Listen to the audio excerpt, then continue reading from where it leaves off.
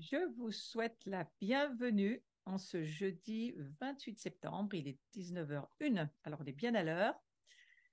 Et nous allons, alors je vais faire un tout petit récapitulatif parce que j'ai envie de redire deux, trois choses que je pense être importantes pour suivre je vais essayer sur une ou deux fois de terminer ce sujet sur la gloire, ma priorité. Et en fait, je veux rappeler à chacun et à chacune que ce qui est très important de se souvenir, c'est que il nous faut cette conscience joanique, c'est-à-dire il nous faut saisir euh, au-delà de ce qu'on peut être dans notre humanité, faut que ça devienne vraiment une révélation profonde, cette conscience joanique dans le corps de Christ, c'est-à-dire Jean, c'est le bien-aimé, celui qui aime Jésus. Il savait qu'il était le disciple que Jésus aimait et il n'avait pas peur ni de le dire ni de le faire savoir. Et en ce moment, alors que ô combien il est, je crois, important de saisir que Jésus est notre ami et qu'on est les enfants préférés du Père, on est des favoris de Dieu. Dieu nous aime et il est extrêmement heureux de voir qu'on en a la conscience. Alors cette conscience joannique, c'est étroitement lié avec le fait d'être le favori, hein. Et c'est pour ça que je fais le lien entre Jean et je suis le préféré de Dieu, je suis la préférée de Dieu. Souvenez-vous de cela parce que ça nous propulse dans une dimension qui nous amène ensuite à saisir la gloire de Dieu. Euh, alors, au-delà de cela, faites de la gloire de Dieu votre priorité dans votre vie, parce que c'est évidemment notre destinée. Nous sommes destinés à nous retrouver dans le cœur de notre Père, à retrouver notre famille, à retrouver notre valeur, notre signifiance, notre sécurité, notre appartenance familiale. On est appelé à être cette famille de Dieu, et pas seulement, mais de saisir aussi cet extravagant amour que le Père a pour ses enfants. Ça fait véritablement partie de cette priorité. Pourquoi Dieu nous demande de vivre cette intimité, de le chercher? Parce qu'il nous dit, hein, attention, hein, certains vont faire beaucoup de choses en mon nom, vont chasser des démons, guérir des malades, vont faire des œuvres. Mais attention, c'est pas ça l'important. L'important, c'est est-ce que nous nous connaissons? Alors, c'est cette connaissance, c'est-à-dire cette compréhension, cette révélation spirituelle de qui est Jésus, de qui nous sommes et de ce lien de filiation, ce lien tellement important d'en avoir la conscience, parce que pour la gloire de Dieu, c'est le fondement de toute chose, mais beaucoup pour la gloire aussi. J'ai rappelé l'importance aussi, c'est pas le lieu où nous nous trouvons qui est important. Ce qui est important, c'est le lieu où nous vivons de manière spirituelle. C'est-à-dire que c'est pas tant là où nous nous trouvons dans notre humanité physique, mais c'est là où nous nous trouvons spirituellement et d'en avoir aussi la conscience. Il y a besoin de cette révélation des cieux où vit Dieu, où nous sommes nés d'en haut, et cette conscience de qui nous sommes, c'est aussi fondamental. Donc, je voulais le rappeler avant de continuer sur ce cours sur la gloire. Lorsque le divin et l'humain s'unissent, lorsque le ciel et la terre s'unissent, lorsqu'ils se rejoignent, eh bien, cette réalité-là, ça transforme d'une manière progressive, mais aussi très, très mystérieuse, notre monde. Et ça nous transforme, nous aussi, bien sûr. C'est pourquoi les petits prophètes, enfin, le prophète surtout Habakkuk, mais d'autres l'ont aussi déclaré, la terre sera remplie de la connaissance de la gloire de l'Éternel, comme les eaux couvrent le fond de la mer. C'est une prophétie certaine. Et nous, on vit dans cette espérance-là. La terre sera remplie.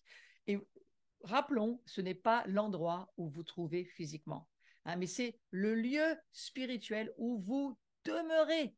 Et ça va déterminer ce que nous allons vivre au niveau de la gloire. Donc, ayons vraiment cette conscience très profonde de là où nous nous trouvons au niveau spirituel. Les réalités sont dans l'invisible, je ne le dirai jamais assez, jusqu'à ce que ça rentre et que ça soit une certitude. Les réalités se trouvent dans l'invisible. Ce n'est pas ce que nous voyons, ce que nous entendons sur cette terre ou dans ce monde. Ce monde va passer, beaucoup de choses vont passer, mais ce qui se trouve dans l'invisible en Christ, ces réalités dont la parole de Dieu nous parle, eh bien, elles sont réelles. Voilà. Donc, c'est vraiment quelque chose qu'il faut de nouveau se redire et le refaire passer dans nos pensées. Alors, c'est important de prendre une ferme et définitive résolution. Ça aussi, j'en ai bien parlé, de cette dimension du surnaturel, de cette volonté de Dieu de voir le ciel descendre sur la terre, de voir sa volonté venir sur la terre. C'est quelque chose de fort dans l'Écriture. Je repense au Notre Père qui es aux cieux, que ton nom soit sanctifié, que ton règne vienne. On se souvient que cette prière est pour les Juifs d'abord, c'est les Juifs qui la comprennent en premier, hein, c'est cette sainteté, le nom de Dieu sanctifié et son règne, c'est-à-dire son royaume qui vient, c'est ce qu'il a promis, hein, aux Juifs. Il a dit, oui, mon royaume va revenir. Et la Bible, jusqu'au acte 15, c'est écrit pour les Juifs, et puis ensuite, bien sûr, pour nous, les nations, c'est aussi pour nous, et on va former une seule famille. Mais souvenons-nous que ce Notre Père, c'est vraiment une prière qui s'adresse aussi aux Juifs d'abord. Hein, et ce Notre Père, eh bien, comment pourrait-on exclure Israël alors que c'est la prière pour eux en premier, d'abord les Juifs. Hein. Je veux rappeler ça parce que la gloire de Dieu, il y a une gloire aussi qui, bien sûr, hein, qui se révèle au travers d'Israël, et il faut en avoir la conscience. Je vous invite samedi soir à la fête de Sukkot, branchez-vous, allez voir sur notre site. Si vous n'avez pas reçu des infos, allez sur ma page Facebook. Vous avez le lien directement sur ma chaîne YouTube ou celle de la Brise. Sur les deux chaînes YouTube, vous allez pouvoir suivre cette soirée de Sukkot. Et je crois que ça a beaucoup à voir avec la révélation de la gloire. Alors, je veux aussi revenir sur 2 points que je crois être très importants. Le premier point, c'est seulement par la grâce, par le moyen de la foi, que nous sommes appelés à réceptionner, hein, c'est-à-dire à être le récepteur de tout ce que Dieu a pour nous. Ce n'est pas par les œuvres. Et lorsqu'on parle de la gloire, c'est très important. Il faut être très clair sur le sujet. Et on va en parler à la fin du cours ou à la fin du prochain cours. Je ne sais pas le temps que ça va me prendre pour aller sur ce que j'ai dans mon cœur pour terminer cette priorité de la gloire de Dieu. Mais ça a beaucoup à voir avec le fait d'avoir la conscience de la grâce. C'est vraiment la grâce par le moyen de la foi qui nous propulse dans la révélation de la gloire et de qui est Christ, de qui nous sommes. Et ce n'est pas par un autre chemin que celui-ci. Et souvenez-vous que la grâce, c'est la semence, la gloire étant, on va dire, la maturité, l'épanouissement, l'achèvement. C'est une grâce qui s'est développée et qui devient la gloire de Dieu. J'en ai parlé dans les tout premiers cours il y a plusieurs mois. Retournez-y si ce n'est pas clair pour vous. Mais la grâce de Dieu, c'est par là, c'est la porte. Il n'y en a pas d'autre pour vivre la gloire de Dieu. Donc, il y a ce point de la grâce très important que je voulais ramener à l'avant. Et puis, l'importance immense de la communion fraternelle. On a besoin d'être en communion. Là aussi, je vais y revenir. On a besoin d'être avec d'autres croyants qui ont pris cette résolution de vivre dans cette atmosphère de gloire. Donc, c'est quelque chose qui doit nous réunir, qui doit nous amener ensemble. Ce fameux Jean 17, hein, tes consciences johanniques très puissantes, je vous ai donné la gloire, je vous l'ai donnée à vous, cette gloire que le Père m'a donnée. Elle est à vous maintenant pour que le monde puisse voir à l'amour que vous avez, que nous avons les uns et les autres, que Dieu est vraiment là. Il existe, il est Dieu. C'est son amour pour le monde entier. Et c'est ce soyons un, soyez un comme nous dans les cieux, nous sommes un, qui est vraiment un fondement pour la gloire de Dieu. Si on se prive de la communion fraternelle, on n'ira pas bien loin. Parce qu'il y a vraiment cette promesse que la prière sacerdotale de Jésus, soyez un, c'est d'une importance vitale de le comprendre. Et c'est ce qui va nous amener à nous laisser être travaillés et transformés pour pouvoir vivre à la fois cet amour avec Dieu, bien sûr, cette communion avec Dieu, mais aussi, bien sûr, aussi importante, avec les autres, c'est-à-dire les frères et les sœurs dans cette communion ensemble. Alors la marque, je vais revenir à l'âge où je me suis arrêtée la dernière fois, la marque de l'atmosphère de la gloire, il y a une marque vraiment, on peut la voir, et une des premières marques qu'on va voir, c'est la joie. C'est un immense sujet, je ne veux pas l'aborder sur ce cours, je veux juste rappeler qu'il y a d'abondantes joies devant ta face, c'est dans le psaume 16 au verset 11. Il est dit au sujet du Christ qu'il a été oint d'une huile de joie au-dessus de ses compagnons. Donc cette joie, l'atmosphère du ciel, c'est la joie, c'est l'aisance et la liberté spirituelle. Elle constitue un aspect essentiel de cette atmosphère céleste. C'est le visuel suivant, c'est il y a d'abondantes joies devant ta face. Donc je vais attendre que le visuel arrive, je voudrais que vous puissiez le voir. C'est un visuel qui, ben oui, voilà, c'est ce qu'on est amené à vivre. La joie de l'Éternel sera votre force. Vous imaginez ce que Dieu est en train de nous dire.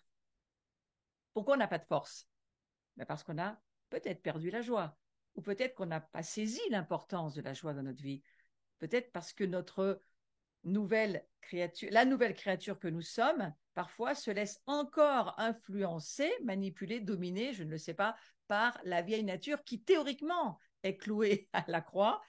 Ça doit l'être fait pratiquement aussi. On va avoir la conscience que notre vieille nature, elle est clouée à la croix. C'est plus la vieille nature qui nous dirige, c'est la nature divine de Dieu que nous sommes en Christ.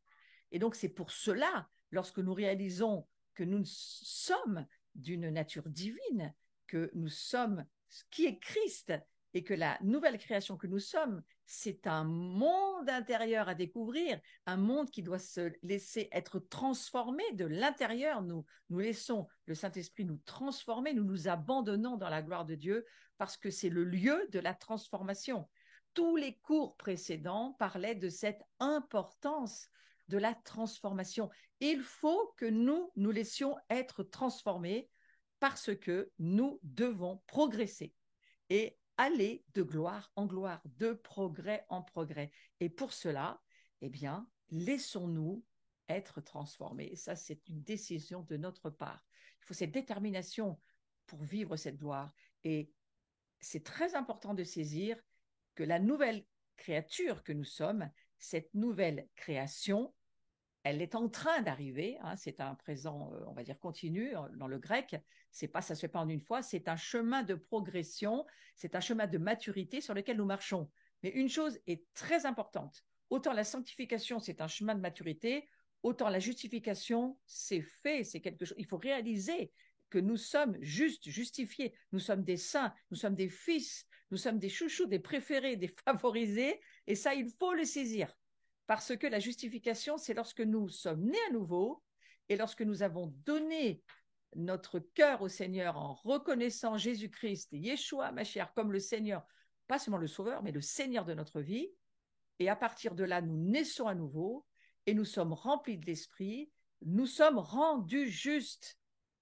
Nous sommes donc, de pécheurs que nous étions, de ténèbres que nous étions, nous sommes devenus lumière. Nous sommes la lumière de ce monde. Je vais le dire autrement, nous sommes appelés à être la gloire de Dieu. Donc c'est une priorité parce que c'est ce qui est pour nous un but, un des buts de notre vie, c'est de le vivre. Et cela se vit dans la joie. Il y a d'abondantes joies devant la face de Dieu. Or, le Seigneur, c'est l'Esprit. Là où est l'Esprit du Seigneur est la liberté. Donc, cette liberté que va nous accorder l'Esprit Saint, c'est pour beaucoup de choses. Pas seulement le fait d'être libéré du péché, de la nature de péché, ça c'est tous les anciens cours à aller voir sur l'identité, c'est important de le saisir, mais pas seulement. C'est aussi la liberté de pouvoir entrer dans la nouvelle créature que nous sommes. Et ne croyez pas que Satan va vous laisser faire facilement. On a un ennemi qui est là, qui va tout faire pour qu'on ne le croie pas, qu'on n'y arrive pas, qu'on n'en ait surtout pas envie, qu'on n'y croit pas. C'est pour ça que Jésus va dire, si tu crois, tu vas voir la gloire de Dieu. Mais il faut croire. Attention, parce que les démons, eux aussi, ils croient et ils tremblent. Et attention, parce que croire, c'est dans l'affaire de la révélation. Ouais. Donc, il nous faut la révélation du royaume de Dieu, la révélation de Yeshua, la révélation de qui nous sommes, la révélation, la compréhension spirituelle de ce que nous dit la parole de Dieu. Donc, c'est cette liberté-là, on trouve ce verset dans 2 Corinthiens 3,17, si vous cherchez la référence, mais or, le Seigneur, c'est l'Esprit. Et nous, lorsque nous naissons à nouveau, nous sommes devenus un esprit vivant, parce qu'avant, nous étions un esprit, mais il était mort, spirituellement mort, et c'est notre âme qui vivait et qui prenait le contrôle. Ce n'était pas l'Esprit de Dieu en nous. Donc c'est la grande différence. Et cette joie, je crois que cette joie, elle vient parce qu'à partir du moment où nous sommes nés de l'Esprit, alors c'est Néhémie qui va dire au chapitre 8, verset 10, la joie de l'Éternel sera votre force, sera votre refuge, sera votre forteresse.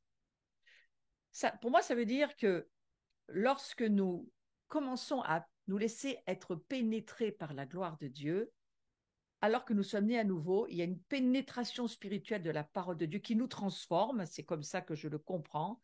Et alors la joie de l'Éternel, ça devient une des armes les plus efficaces contre le diable. Et vous pouvez la faire jaillir, écoutez-moi bien, en tout temps de votre être intérieur, parce que c'est Jésus qui vit en vous, c'est plus vous. Donc c'est plus, on va dire, les blessures du passé ou les émotions anciennes négatives ou votre héritage ancien qui est passé, qui est cloué à la croix. Il est cloué à la croix, votre ancien héritage d'Adam et Ève. Il n'existe plus dans la réalité spirituelle. Je vous rappelle que les réalités sont invisibles. La réalité spirituelle que nous sommes aujourd'hui, c'est Christ en nous. Et alors, cette joie, elle nous est donnée parce que Christ vit en nous, il nous donne sa joie, il nous donne sa paix, il nous donne sa force. Et c'est en cela, dans la révélation de ce que nous laissons, cette révélation nous pénétrer et nous transformer, c'est là où nous pouvons la vivre, cette joie. Regardez, Paul, il était emprisonné à Rome, et il écrira dans sa lettre aux Philippiens qu'il ne se lassait pas de les exhorter à se réjouir dans le Seigneur. Et regardez, on va regarder ce verset qui est impressionnant. Moi, je suis impressionnée par ce que vit Paul, toujours Paul, pour moi, c'était quelque chose qui m'impressionne, un homme qui m'impressionne. Il écrit dans Philippiens au chapitre 2, versets 17-18, « Et même si je sers de libation pour le sacrifice et pour le service de votre foi », donc ça c'est voilà le ministère qui a compris son appel, hein, il est au service, il se donne, il s'offre, il ne vit plus pour lui, il vit pour les autres, ce qu'on devrait d'ailleurs chacun de nous saisir. Hein. Regardez ce qu'il écrit, « Je m'en réjouis, je me réjouis avec vous tous, vous aussi réjouissez-vous de même et réjouissez-vous avec moi. » Donc 1, 2, 3, 4 réjouis sur une même phrase. Alors un prof de français vous dirait qu'il y a un peu trop de répétition. Lui, pourquoi il l'écrit comme ça? Parce qu'il veut qu'on le comprenne. Il veut qu'on comprenne que c'est une force spirituelle que Satan veut nous dérober, parce que Satan veut toujours nous faire revenir, nous ramener à notre passé, nous appeler et nous rappeler tous nos péchés, tout ce qu'on a fait, tout ce qui en réalité n'existe plus si nous sommes en Christ, parce qu'en Christ, tous nos péchés sont pardonnés, et chaque fois que nous péchons, nous amenons nos péchés à la croix et ils sont pardonnés, et c'est la grâce, et c'est la grâce, et c'est la grâce. Scandale pour l'humanité, scandale. La grâce est un scandale pour une âme qui ne comprend rien. La grâce est une force extraordinaire pour un esprit réveillé. Donc vous ne pouvez pas faire comprendre la grâce à, on va dire, dans le raisonnement humain charnel. Un homme charnel, il ne comprend pas la grâce. Mais l'homme spirituel, il comprend. Et alors, c'est pour cela qu'on peut se réjouir. On peut se réjouir parce que nous savons qui nous sommes. Nous savons que nous sommes appelés à cette gloire et que nous avançons dans cette gloire et que les épreuves, les tests, les difficultés, même la mort, quelque part, nous ne mourrons pas, nous sommes ressuscités avec Christ et nous allons vivre avec cette conscience que, oui, notre corps se dégrade, mais nous sommes des êtres spirituellement vivants déjà éternellement. C'est pour ça qu'on peut se réjouir. Et l'assurance d'une réalité supérieure, c'était tout à fait indispensable dans le cas de Paul. Ou plus exactement, l'assurance de la présence de Dieu, autrement dit, de la réalité de la gloire de Dieu dans son cœur. La décision qui consiste à embrasser en notre fort intérieur la foi dans cette réalité, à opter pour la joie de l'Éternel, à prendre position contre des esprits contraires tels que la crainte, l'inquiétude, la dépression, l'oppression. Ça incombe sans cesse au Fils de Dieu que nous sommes. Donc c'est cette assurance d'une réalité supérieure. Souvenez-vous de ça. L'assurance d'une réalité supérieure qui est tout à fait indispensable pour chacun d'entre nous. Il faut que nous ayons cette, ça vous rappelle quoi? Ferme assurance des choses qu'on espère. C'est la définition de la foi. La ferme assurance des choses qu'on espère, la réalisation de celles qu'on ne voit pas, la manifestation de celles qu'on ne voit pas. C'est une assurance d'une réalité supérieure. Et donc, dans notre être intérieur, c'est la foi, c'est une réalité, et on opte, c'est-à-dire on se détermine à se dire, je prends l'option de la joie. Et je vais m'opposer aux esprits contraires à cette joie, sachant que la plupart des pensées de l'homme charnel sont négatives et que nous, en tant qu'êtres spirituels réveillés, nous réveillés par l'Esprit Saint, nous apprenons à réorienter nos pensées. C'est Romains chapitre 12, verset 2. Nous réorientons nos pensées pour que nous laissions faire cette transformation qui amène la gloire de Dieu, la présence de Dieu en nous et qui nous fait grandir, mûrir, aller dans des autres réalités supérieures qui nous forgent et qui nous font ressembler à Christ. Donc la Bible, elle affirme clairement que des fleuves débordant d'eau vive, donc ça veut dire quoi si on veut résumer, des fleuves débordant d'eau vive, on pourrait dire la joie, c'est ça, la joie. Eh bien, c'est d'ores et déjà en nous à travers Jésus-Christ. Et il suffit de faire quoi? De les libérer par la foi. Donc je crois qu'il est parfois en nous besoin de comprendre que la foi, c'est une option qu'on peut prendre. Hein. On peut choisir les pleurs, on peut choisir la joie. Alors, pas dans tous les cas de figure, je suis d'accord, mais je crois que c'est quelque chose qu'il faut savoir et qui nous est proposé, cette option de la joie par la foi. Regardez Jean 7, 38, celui qui croit en moi, des fleuves d'eau vive couleront de son sein. Il faut croire en Christ. Et regardez, même Christ sur la croix, lorsqu'il va donner sa vie pour nous, il va dire que c'est une joie pour lui de le faire. Cette joie, au milieu de la douleur, au milieu de cette terrible crucifixion qu'il va avoir à traverser, il y a une joie parce qu'il sait la réalité en lui est supérieure à ce qui se passe dans ce monde. Il y a une réalité interne, profonde, haute, large, une révélation, une réalité supérieure, une assurance que ce qu'il est en train de traverser, c'est parce qu'il va nous emmener avec lui dans la résurrection. Et il le voit, il le sait, et il en a la conscience, donc il peut traverser son épreuve. Vous pourrez traverser les épreuves qui sont mises devant vous, certaines par le diable, d'autres par Dieu, ce sont plus des tests par lesquels Dieu nous laisse être passés, mais les choses que nous aurons à traverser, si nous avons cette conscience, comme là Jésus, au moment où il vit sa crucifixion, et où il voit, où il sait, il a la révélation de qui il est, de ce qu'il a à faire, l'Esprit Saint lui révèle, et le Père lui parle, et il le sait exactement comme nous avons cette vie intérieure, spirituelle, forte, de communion avec Dieu, de communion avec les frères et les sœurs, de communion avec l'Esprit Saint, de communion avec la parole de Dieu, alors nous pouvons traverser, parce que nous voyons. Je me suis toujours dit qu'Abraham avait tenu bon parce qu'il avait eu cette rencontre avec Melchisédek et que tout ce qu'il avait traversé, il voyait. Il avait toujours une vue au-dessus de toutes les choses de la nouvelle Jérusalem, la Jérusalem céleste, et c'est ça qui l'amenait à tenir bon. Et pour nous, il faut tenir bon, et cette gloire nous aide beaucoup à tenir bon. Donc, indépendamment des onctions spécifiques qui libèrent. Alors moi, je suis allée dans des mouvements de gloire, comme il y a eu la bénédiction du Père à Toronto. Moi, j'ai vécu aussi ces joies submergentes pendant des heures et des heures sous la présence, c'est-à-dire sous la gloire de Dieu. J'en ai vécu l'expérience, donc je sais de quoi je parle.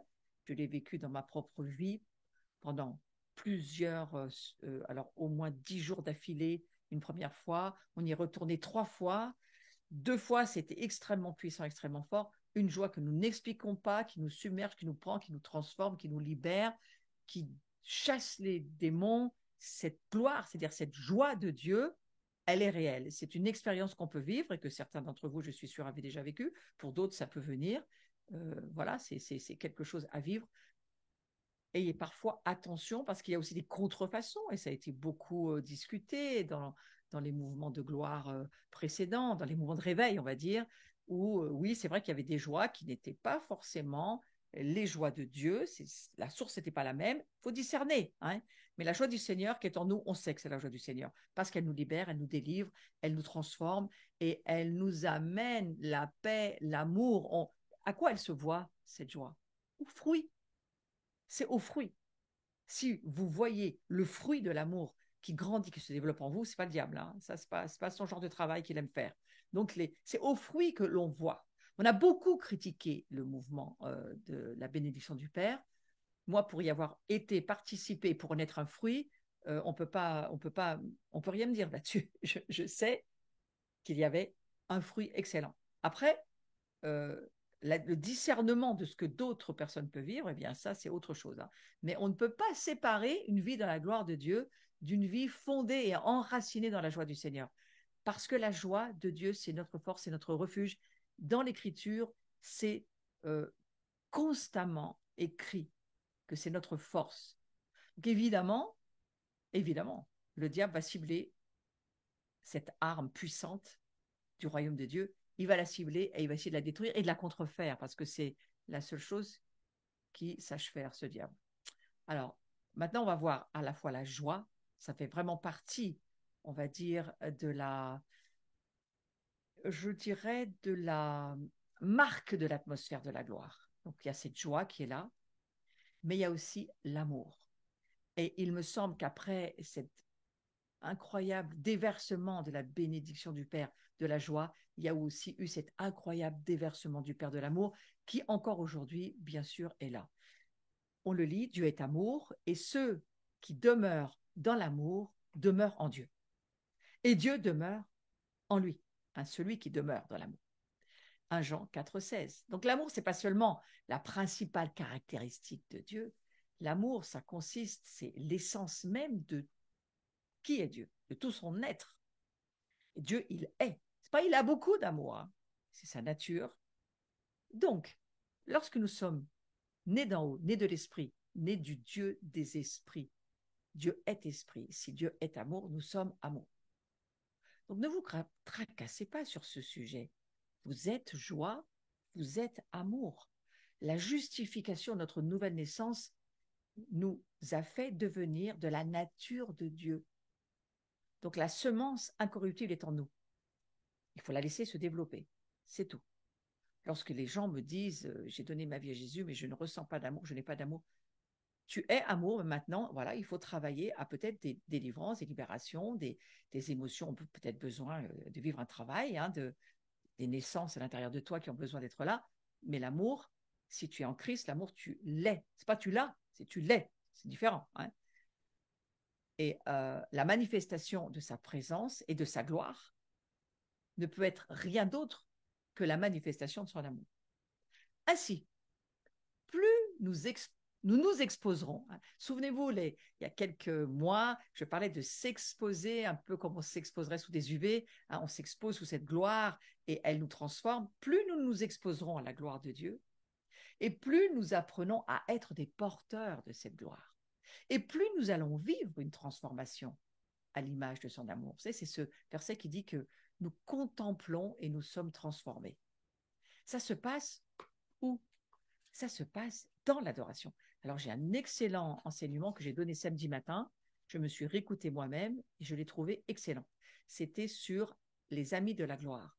Et les amis de la gloire, c'est ceux qui ont compris que non seulement il faut être ami de Jésus, mais il faut s'exposer, il faut faire confiance, il faut lâcher tout ce qui nous habite du côté charnel et humain pour que notre esprit puisse vraiment grandir dans la contemplation et dans la transformation au travers de ce que la parole de Dieu fait lorsque nous la croyons. Donc c'est cela, je crois, qui va transformer avec force notre vie. Exposons-nous à la gloire de Dieu. Passons du temps dans l'adoration, passons du temps à écouter la voix de Dieu. Lorsque nous lisons la Bible, nous écoutons Dieu nous parler, et lorsque Dieu parle, sa parole ne revient jamais sans avoir produit un effet. Donc, lorsque une parole nous parle, elle est déjà en train de nous transformer. C'est tout le travail de la révélation. La foi, la révélation, ce sont vraiment des manifestations préalables pour vivre la gloire de Dieu. Donc, c'est l'amour, c'est cette exposition à la gloire de Dieu, c'est l'amour j'ai envie de dire dévoué, parce que c'est vraiment ça, de notre grand frère Jésus à la croix, pour nous, et pour toute l'humanité, et pour toute la création. Il s'est donné, il s'est consacré pour nous. L'amour de Dieu, je vous lis 1 Jean 4, chapitre 4, versets 9 à 10, c'est un petit passage que je vous lis, mais écoutez-le, ça fait du bien et ça transforme notre être intérieur ce soir. L'amour de Dieu a été manifesté envers nous, en ce que Dieu a envoyé son Fils unique dans le monde, afin que nous vivions par lui. Et vivre, on vit lorsqu'on reçoit la manifestation de l'amour de Dieu, ça nous amène à vivre par lui. Et cet amour consiste non point en ce que nous avons aimé Dieu, mais en ce qu'il nous a aimés et envoyé son Fils comme une victime expiatoire pour nos péchés. Il s'est donné en victime. Il n'est pas seulement le grand sacrificateur, Jésus, le Fils de Dieu. Le Fils de Dieu, il est aussi le sacrifice. Et nous aussi, nous allons être le sacrifice, mais nous n'avons pas besoin de mourir pour les autres. Prenez pas ce fardeau-là, ce n'est pas le vôtre. Si certains d'entre vous, vous êtes chargés, posez vos fardeaux à la croix et ne sortez pas de secours sans avoir laissé vos fardeaux. Nous n'avons pas besoin d'être le sacrifice en termes de mourir pour les gens autour de nous. Non, nous sommes un sacrifice vivant. Romains chapitre 12, verset 1. Nous sommes un sacrifice vivant, nous vivons, nous nous donnons en tant qu'amis du Christ et nous servons les autres dans la joie, ça sera votre force. Si vous servez sans joie, attention, surveillez les esprits religieux, légalistes, surveillez en vous. C'est encore un peu de je fais des choses pour plaire à Dieu, ça il faut l'abandonner, lâchez-le, laissez-le. C'est pas quelque chose qui vient du royaume de Dieu. Nous servons dans la joie, nous servons dans la paix, nous servons dans l'amour. Notre fondement, c'est l'amour. Il n'y a aucun mérite. Aucun. Donc voilà, c'est juste la grâce de Dieu. Et puis, alléluia, on est tous contents d'en profiter sans qu'on ait rien fait. C'est un scandale. L'être humain charnel déteste ça. On ne le mérite pas. Ben, pas du tout, justement, c'est pour ça que ça s'appelle la grâce. Hein, voilà. Donc, l'amour agapé, altruiste, on va dire. L'amour dévoué, l'amour constitue l'essence, le cœur même de la nature du Père et du Fils. L'amour agapé. L'amour, on ne le méritait pas, mais on l'est. On est amour. Ne dites pas que vous n'avez pas d'amour. On est amour. Dites pas le contraire de ce que Dieu dit. Changez vos disquettes, changez vos façons de penser. Si vous pensez qu'il vous manque de l'amour, non, il faut juste continuer à laisser cette gloire, cet amour nous transformer. C'est pour cela que Jésus va dire, avançons ensemble de gloire en gloire. Paul le comprend. Nous allons de progrès en progrès. Nous allons achever notre course, mais nous n'avons rien à faire pour cela que de nous exposer dans l'adoration, de prendre la parole, de la laisser nous transformer, de croire dans ce que Dieu dit, et les révélations en les pratiquant nous transforment. Et vous pourrez très rapidement aimer vos ennemis. Parce que c'est Christ en vous, par la puissance du Saint-Esprit. Vous pourrez rapidement pardonner parce que vous prenez la décision de pardonner, mais Christ le fait. Parce que vous croyez, Christ le fait. Ouais. Donc, plus nous expérimentons réellement Dieu et la gloire, oui, il faut de l'expérience. Ce n'est pas de l'information dans le savoir cérébral. Non, c'est vivre l'expérience. La gloire, c'est une pénétration de la parole de Dieu. Nous sommes nés, nous sommes spirituellement vivants, et la parole de Dieu, elle tranche entre l'âme et l'esprit, elle sépare la chair de l'esprit, et elle laisse aller la chair.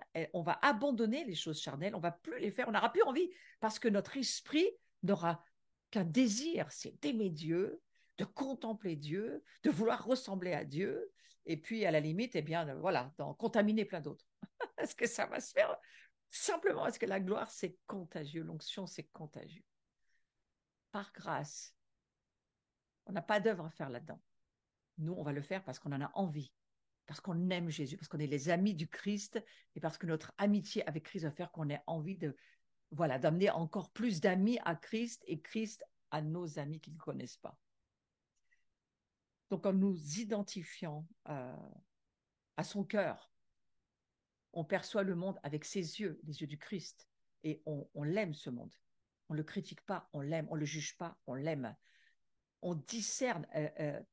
En fait, on discerne pour aimer davantage. Vous voyez, plus vous discernerez le monde spirituel des ténèbres, plus vous allez avoir des options pour aimer ceux qui ne connaissent pas Jésus, parce que vous allez comprendre ce que Jésus va finir par dire sur la croix. Hein. il va finir par dire « Pardonne-leur, ils ne savent pas ce qu'ils font ».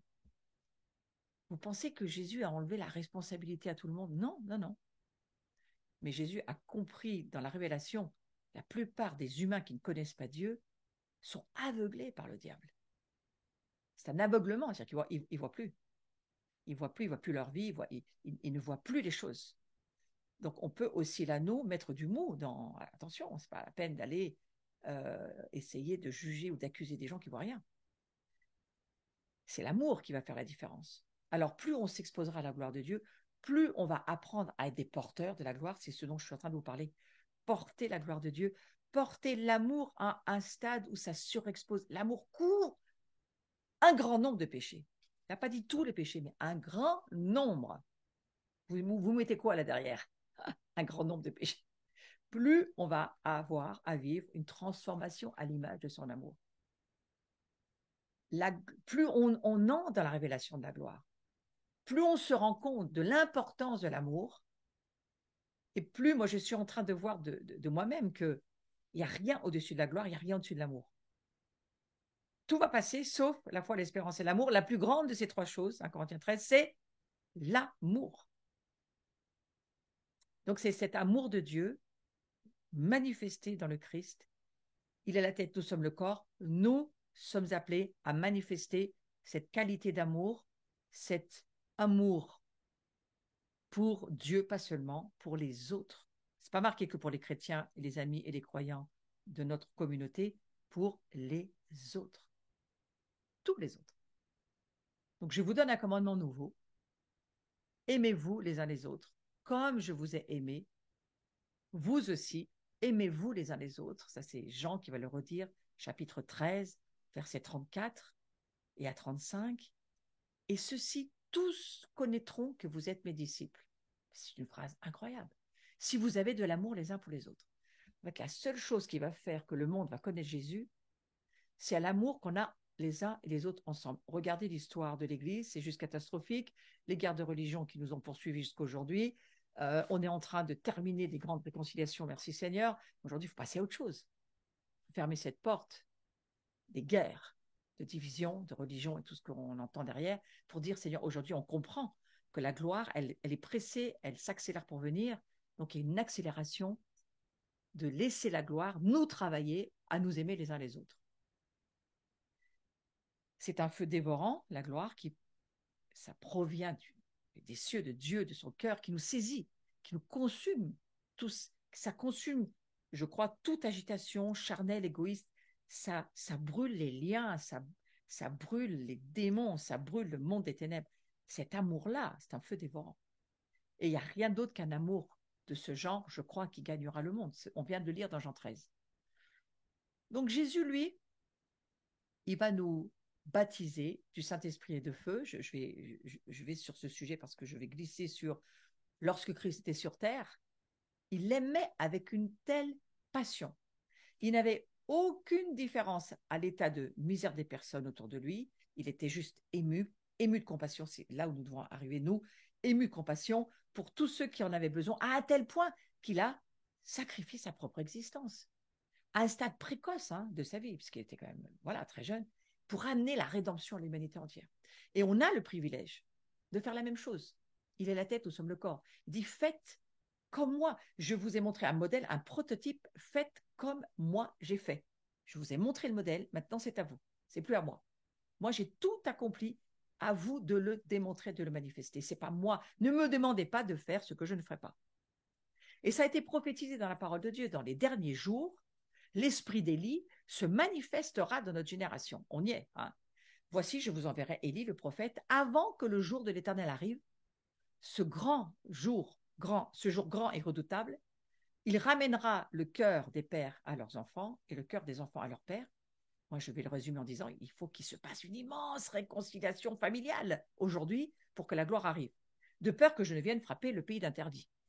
Donc, sans cet amour, cette réconciliation, relation des familles, des pères avec les fils, des fils avec les pères, mère, fille, mère, pareil, toutes les familles, réconciliation des nations avec Israël, la même chose. toutes les nations doivent reconnaître aussi Israël qui fait partie de la famille. Réconciliation familiale. Il nous faut cet esprit d'Élie.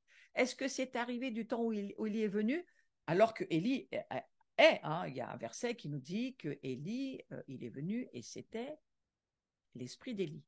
Est-ce qu'il a tout accompli? Est-ce qu'on a, une fois qu'Élie est parti, on lui a coupé l'esprit d'Élie au travers de Jean-Baptiste. Là, je suis en train de penser à Jean-Baptiste. Jean-Baptiste était celui qui était l'esprit d'Élie quand il est venu et qu'il a il a proposé ce baptême de la repentance. Puis ensuite, Jésus est venu dire, maintenant, Jean, il faut que tu me baptises. Il faut faire ce que Dieu nous demande de faire. Il convient que tu me baptises. Jean-Baptiste ne voulait pas.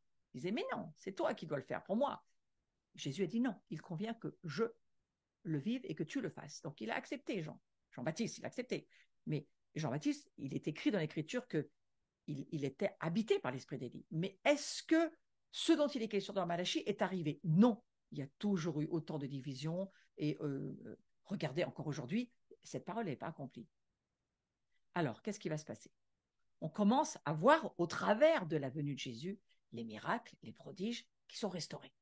Jésus va ramener, par exemple, le ministère de la délivrance, chasser les démons. Ça n'existait pas dans, on va dire, le premier livre ou l'Ancienne Alliance. Ça n'existait pas. Ça n'existait pas, à part quelques histoires, mais on a personne. Le Saint-Esprit n'était pas donné au peuple de Dieu. Jésus n'était pas venu. Il n'y avait pas ce pouvoir et cette puissance. Quand Jésus vient, il manifeste le royaume. Il amène la gloire sur la terre. Et tout de suite, qu'est-ce qui se passe? Manifestation, confrontation de royaume.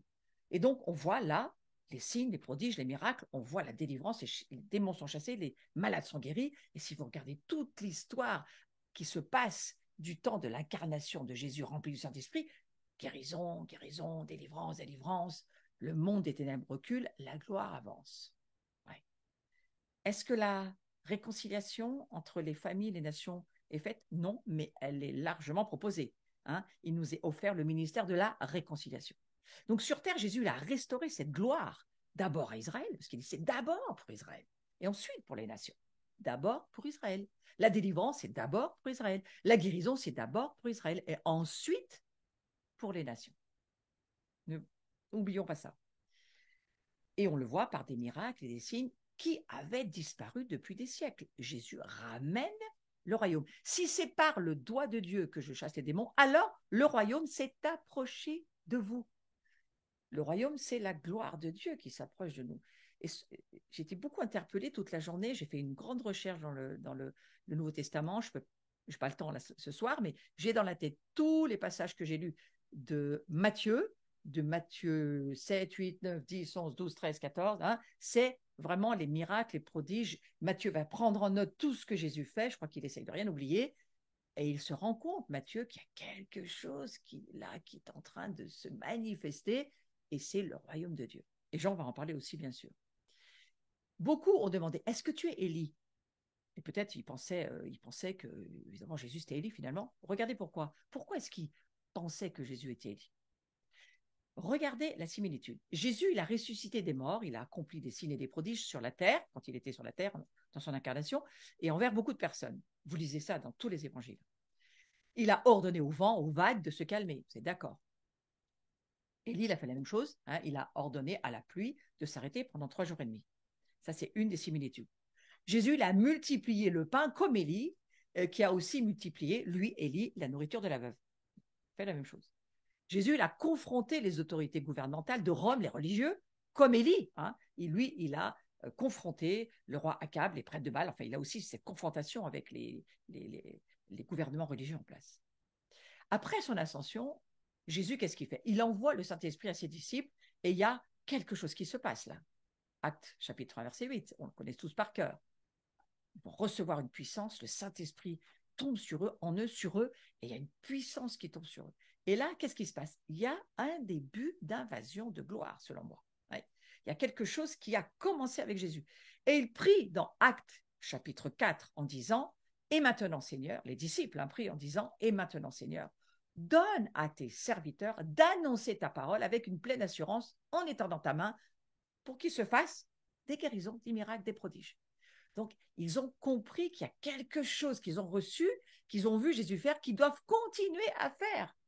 Il en est de même pour nous. on n'en est plus seulement à acte 1, mais on en est à acte 4. Et lorsque les disciples prient ainsi, ils voient une gloire plus grande se manifester par des signes et des prodiges. Et Jésus va dire, vous allez faire des choses encore plus grandes que moi, des œuvres encore plus grandes que celles que j'ai faites. Donc, immédiatement après avoir prié, qu'est-ce qui se passe? Le bâtiment tremble, Acte chapitre 4, verset 34, et les premiers signes apparaissent.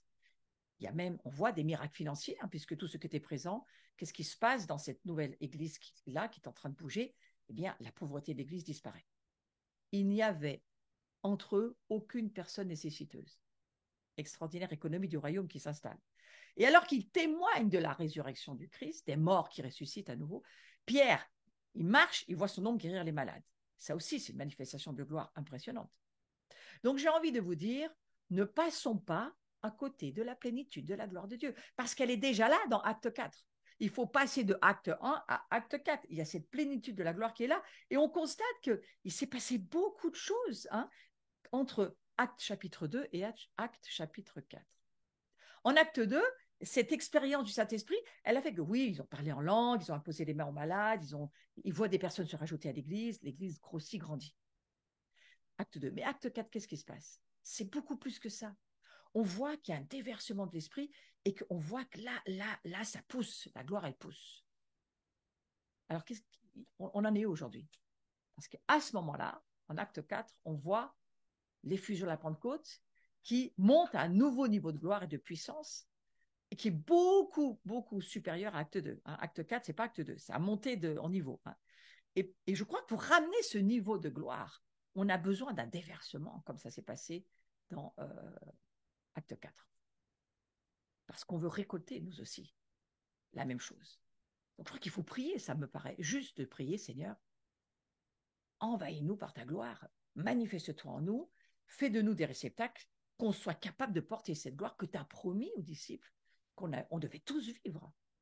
C'est tous les croyants, tous ceux qui croient qui vivent ça. Ce n'est pas des ministères, c'est les croyants. Ceux qui croient, en mon nom, ils chassent les démons. Ceux qui croient, en mon nom, ils guérissent les malades. Ceux qui croient, en mon nom, ils ressuscitent les morts. Ils purifient les... Ceux qui croient. C'est le niveau qui est demandé aux personnes qui vont vouloir vivre dans la gloire de Dieu. Ceux qui croient. Donc, c'est ceux qui croient. Repentez-vous et croyez à la bonne nouvelle de l'évangile du royaume. Ça veut dire, pour croire, il faut se repentir. Il faut changer toute notre manière de penser, sortir de cette croyance que notre vieille nature, elle est toujours en nous et qu'il faut essayer de l'améliorer ou de mériter ou de travailler à quelque chose, sortir de ces esprits religieux qui font de nous des êtres qui devenons légalistes et croire dans ce que Dieu dit. J'ai échangé ta vieille nature de pécheur contre ma nature de sainteté. Est-ce que tu vas croire que tu es un saint? Est-ce que tu vas croire que chaque fois que tu pêches, je pardonne tes péchés? C'est pas mon but que tu vives en croyant que tu es un pécheur. Mon but, c'est que tu vives en croyant que tu es un saint et qui va maintenant manifester ma gloire. Est-ce que tu le crois? Est-ce que tu vas croire que acte 4, ça s'est passé il y a longtemps, est-ce qu'on pourrait continuer à le vivre et pas revenir encore à acte 1 sans arrêt? Oh Seigneur, envoie-nous ton esprit pour qu'on parle en langue. Non, aujourd'hui, on passe à une autre dimension, la dimension de la gloire de Dieu. Et cette gloire, elle nous fera nous mettre au défi les puissances qui retiennent l'avancement de l'Église. Est-ce que vous comprenez qu'on rentre dans un combat spirituel qui n'est pas, c'est Jésus qui combat en nous, mais aujourd'hui, les géants sont levés, on n'est plus dans les combats passés qui étaient des combats bien moindres qu'aujourd'hui. Les ténèbres s'exposent de plus en plus. Je n'ai pas besoin de vous expliquer, je pense que vous êtes conscient de ça.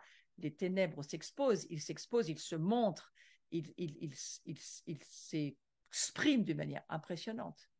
Ils nous mettent au défi. Et comment on va s'en sortir avec ça? Eh bien, c'est pour cela que Dieu nous dit, mettez-vous ensemble, rassemblez-vous, c'est l'heure, dépêchez-vous, aimez-vous. Attention, c'est vraiment le but, aimez-vous. Restez sur le domaine de la grâce. Attention, ça ne dépend pas de vous, rien de vous là-dedans. C'est que moi, Christ en nous. Et si nous restons sur le domaine de la grâce et que nous comprenons que nous devons rentrer dans la dimension de la gloire, toujours sur le fondement de la grâce et de l'amour, parce que nous sommes des fils et des filles, et de l'amour fraternel, parce que c'est la communion fraternelle qui nous donne la puissance pour que le monde voit qui est Dieu. À partir de là, on va pouvoir, je crois, laisser Dieu combattre.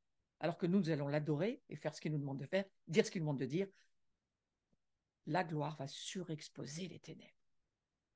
Donc Élie, il a prophétisé durant une période de famine que la pluie viendrait, vous vous souvenez?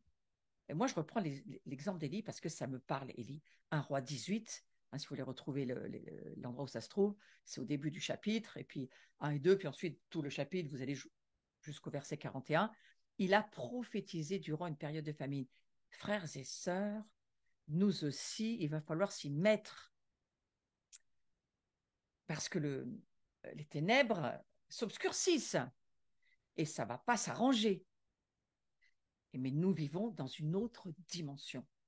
Et je trouve qu'Élie, il est très inspirant. Très inspirant parce que, regardez, il met sa tête dans ses genoux et lui, il ne regarde pas ce qui va autour de lui, il ne regarde pas à la sécheresse. Il prophétise qu'il va y avoir une période de famine et puis ensuite, il prophétise qu'il va pleuvoir. Ouais.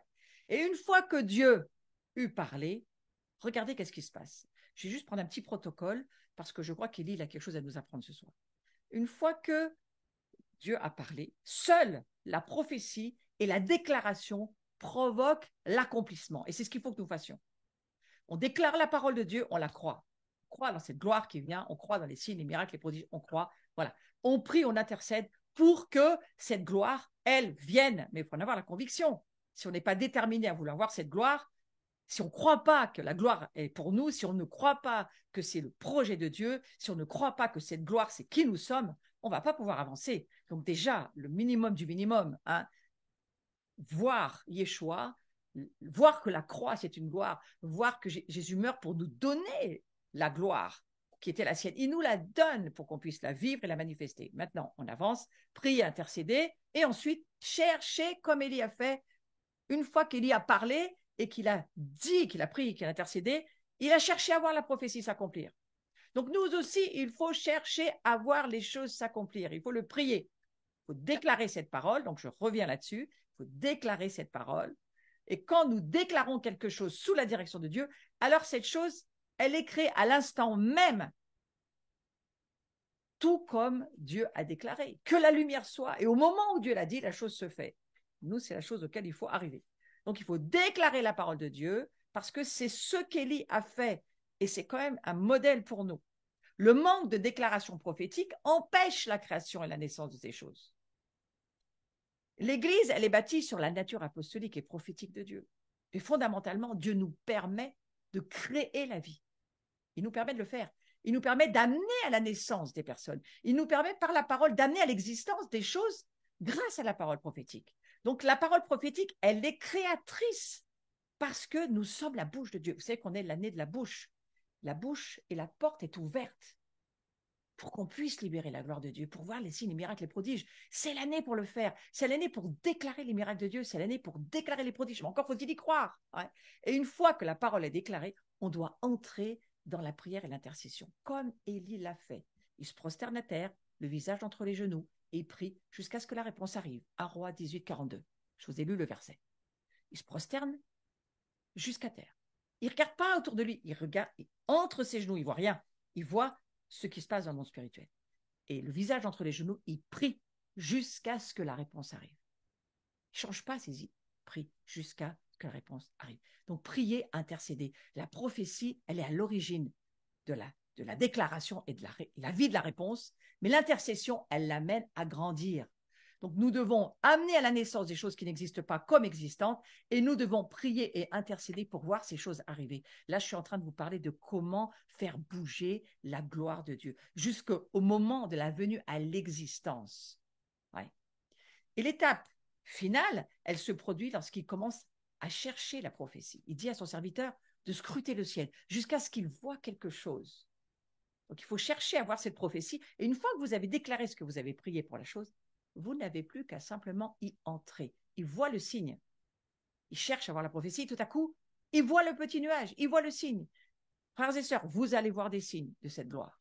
Vous allez voir des signes autour de vous. Apprenez à les lire. Mais d'abord, n'oubliez pas, il faut d'abord déclarer la parole de Dieu, déclarer ce que Dieu vous dit de dire. S'il commence à vous parler de la guérison pour quelqu'un ou de la délivrance pour quelqu'un, commencez à déclarer ce que Dieu dit que vous avez entendu.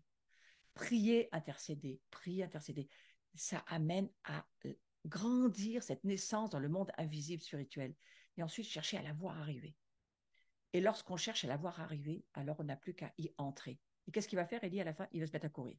Il serre sa ceinture, comme nous raconte la Bible, il court devant le char du roi. 1 roi 18, 43, 46. Il court, il court, il court, il court.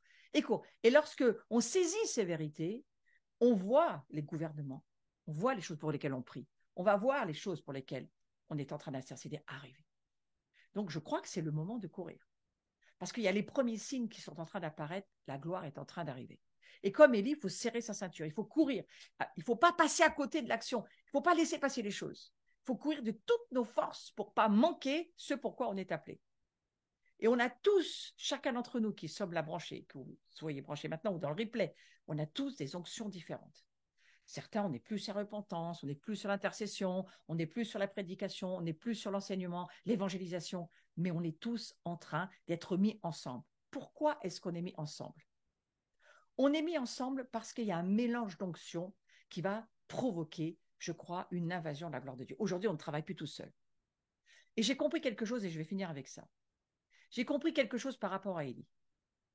Je me suis dit, comment c'est grand homme de Dieu, Élie? Modèle de foi, de dépendance. Comment il prend peur simplement parce que Jézabel lui parle alors qu'il a vécu les summums de la puissance et de l'intercession, il a vu les choses arriver. Comment ça se fait qu'il a fini dans la dépression et qu'il s'est mis vraiment tout à coup, il est tombé dans la dépression, il voulait mourir, il a demandé à ce qu'on prenne sa vie. Hein, je lis ça pour la première fois, il se leva, s'en alla, sans que l'Éternel lui dit « va », il s'en alla pour sa vie. 1 roi 19, 3. Le prophète fugitif, celui qui va se réfugier sous un genêt alors qu'il a vécu des choses immenses. Comment ça se fait qu'Élie en arrive là? Comment ça se fait que tout à coup, Élie, il fuit les lieux où il devait servir, il fuit, il affronte plus, il peut plus affronter. Attention parce que ça risque de nous arriver aussi. On est dans un âge, un temps finitif où les gens se sont levés, où le monde spirituel mauvais est debout. Et vous savez, l'esprit de Jézabel, on en parle dans le livre de l'Apocalypse. Ça veut dire que les esprits méchants, diaboliques sont debout. On ne peut pas les combattre tout seul. Et je crois que c'est ce que finalement j'ai compris en lisant le texte de d'Élie. Et merci à David Emian parce qu'il m'a beaucoup aidé à avoir cette révélation que je suis allée relire dans la Bible. L'Éternel, il sonde le cœur d'Élie et il lui dit « Élie, qu'est-ce que tu fais ici ?» Écoutez ce que Élie lui répond. « J'ai beaucoup fait, dit Élie. Beaucoup d'entre nous, c'est ce qu'on va dire. J'ai beaucoup fait. Étant jaloux pour l'Éternel en face de ces indignes fils d'Israël détournés de lui, là, il est en train de juger Israël en disant, voilà, ce monde autour de moi, et on pourrait faire ça nous aussi, hein, en disant, j'ai assez fait pour eux, j'en ai marre. Il dit, je suis resté, moi seul, et il cherche ma vie pour me l'ôter. Et Élie, il s'effondre. Et vous savez ce que Dieu va lui répondre? Romains chapitre 11, verset 4. Quelle réponse Dieu lui fait-il? Voilà ce que Dieu lui dit. Élie, je me suis réservé 7000 hommes qui n'ont pas fléchi le genou devant Baal. Qu'est-ce que tu me racontes? Qu'est-ce que tu me racontes, Élie? Depuis quand tu étais tout seul? Depuis quand tu me dis que tu étais tout seul alors que moi, je m'étais mis à part cette nuit? Où est la gloire de Dieu? Elle avait fait ce qu'elle avait à faire. Élie, quelque chose d'Élie qui n'a rien vu. Parce qu'Élie, il a fait tout avec son moi-je. Si vous lisez le texte qui se tourne autour d'Élie, là, c'est beaucoup de moi-je. Et c'est son moi-je qu'il a perdu. Et moi, je vous donne un conseil par rapport à la gloire. Faites pas comme Élie, par contre. Autant il y a un protocole qu'il faut suivre sur la façon dont Élie travaille dans l'onction, autant il ne faut pas faire comme Élie, qui, finalement, en pensant qu'il était tout seul et qu'il allait y arriver tout seul, il s'est écroulé, effondré, et il a fallu que Dieu vienne le rattraper. Ne restez pas tout seul. Aujourd'hui, sachez que Dieu se réserve un reste et qu'on n'est pas du tout seul à poursuivre cette gloire, à vouloir la vivre. Il y a un reste en Israël, il y a un reste selon l'élection de la grâce, c'est ce que nous dit Romains chapitre 11, verset 5. Eh bien, Élie, visiblement, l'avait ignoré. Ne l'ignorez pas vous-même. Et je vais terminer là-dessus. Comprenez ce que Dieu essaye de nous dire. Comprenez qu'il y a aujourd'hui, dans cette gloire qui nous attend, qui nous est proposée, besoin de travailler ensemble, d'être ensemble, de vivre Jean 17, une famille, un seul corps, un seul cœur, de s'aimer, de voir ce que Dieu a mis, le reste qui est là et avec lequel il faut agir et interagir et justement bénir, aider, soutenir. On a un seul et même combat, c'est de voir cette gloire venir sur la terre et nous transformer. Transformer le reste que Dieu s'est choisi pour les temps dans lesquels nous sommes. Donc, c'est ce que je vais prier pour nous ce soir. Et voilà pourquoi la gloire doit être notre priorité. Ne croyez pas, comme il dit, que vous êtes tout seul et que le monde s'effondre autour de vous, parce que c'est, je crois, très scandaleux pour la gloire. Dieu sait ce qu'il fait et il s'est réservé un peuple que nous sommes, une famille que nous sommes. Et il cherche, lui, ses fils et ses filles qui ont confiance en lui, qui connaissent le Dieu qu'il est et qui vont croire dans le Dieu qui a tout mis en nous pour que nous puissions y arriver. Alors, je te remercie, Seigneur, ce soir, qu'on puisse voir d'une manière claire que tu nous as choisis. Nous sommes tes fils et tes filles, nous avons confiance. Nous comprenons simplement qu'il faut nous laisser être transformés. Il faut nous exposer à l'adoration, vivre l'intimité avec le Père, le Fils et l'Esprit Saint. Laisser l'Esprit Saint nous transformer, nous changer. Surtout ne pas nous laisser croire que notre moi pourrait faire quelque chose. Non, la grâce est la grâce seulement. La grâce qui va nous projeter dans la gloire de Dieu, parce que c'est plus nous qui combattons, c'est Dieu qui combat. Et alors, nous allons pouvoir vivre dans la joie, dans le repos, dans la paix, sachant que tout est dans les mains de Dieu. Et je prie que dans votre esprit ce soir, ça soit clair, que votre âme puisse être en paix, simplement qu'elle se laisse être transformée. Voilà. Vous êtes les fils et les filles de Dieu. Il a donné son Fils en prototype pour vous montrer, vous dire qu'il attend de nous que nous manifestions sa gloire sur la terre. Parlez du Christ autour de vous. Lancez on va dire, des propositions d'amour pour ceux qui cherchent et ceux qui ont un cœur ouvert. Et le Seigneur va vous les montrer. Vous saurez à qui vous pouvez parler. Et vous saurez à qui vous ne devez pas parler, parce que vous allez entendre la voix du Seigneur d'une façon très claire. Et je vous souhaite une très belle soirée. Je prie que vous fassiez de la gloire de Dieu votre priorité.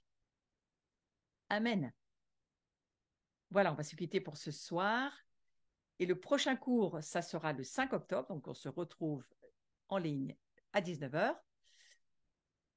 Pour tous ceux qui voulaient rejoindre l'abri, vous pouvez aller sur le site et vous pouvez devenir membre et nous soutenir, parce que c'est quelque chose qui nous aide aussi pour continuer à organiser un tas de choses pour le Seigneur. Mon livre, Le chemin de la liberté, est en vente sur notre site, mais vous écrivez à l'adresse contact et vous pouvez le commander. Sinon, vous pouvez l'avoir aussi que lorsque vous venez nous visiter. Allez, venez nous visiter à Saint-Étienne, on sera très heureux de vous voir.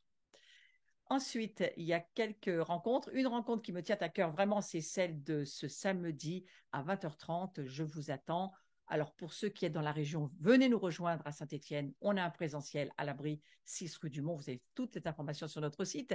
Mais sinon, rejoignez-nous en ligne sur le YouTube, la chaîne YouTube, soit la mienne, soit celle de l'abri. Les deux chaînes vont fonctionner. Et on aura avec nous Paris Tout est possible, on aura aussi France Prière, on aura tous les amis habituels, Zone Prophétique, tous ceux qui se branchent avec nous depuis une grande table auquel Jésus nous invite. Et soyez à l'heure à 20h30 en ligne. Ensuite, nous avons une petite maison de Jean avec Marc Blancou qui va d'ailleurs intervenir dans la soirée de Soukhot. Vous allez pouvoir entendre Marc nous parler de cette fête de Soukhot. Toutes les indications et les détails sont sur le site. Vous irez les chercher. Moi, je vous donne juste des dates de réservation. Voyage en Israël, 22-29 septembre. Inscrivez-vous. C'est pour l'année prochaine. Mais nous avons déjà une bonne moitié d'inscrits. Donc voilà, si ça vous dit, eh bien, il y a encore de la place pour vous. Si vous pouvez cliquer sur la petite cloche et puis vous abonner et me faire des petits coucous sur ma chaîne YouTube, ça me fait très, très plaisir. Et puis, merci pour tous ceux qui mettaient des commentaires. J'essaye d'y répondre à chaque fois, en tous les cas. Voilà, merci pour ceux qui me soutenaient. Bien sûr, c'est un cours gratuit pour ceux qui n'ont pas de moyens, mais ceux qui peuvent me bénir, eh bien, c'est quelque chose d'important pour moi. Et je vous en remercie parce qu'il y a même maintenant des personnes qui me soutiennent d'une manière automatique. Vous voyez, donc moi, automatiquement, je vous dis merci. C'est très gentil à vous. Merci beaucoup. Soyez bénis. Passez une belle soirée dans sa gloire. Et on va se dire au revoir.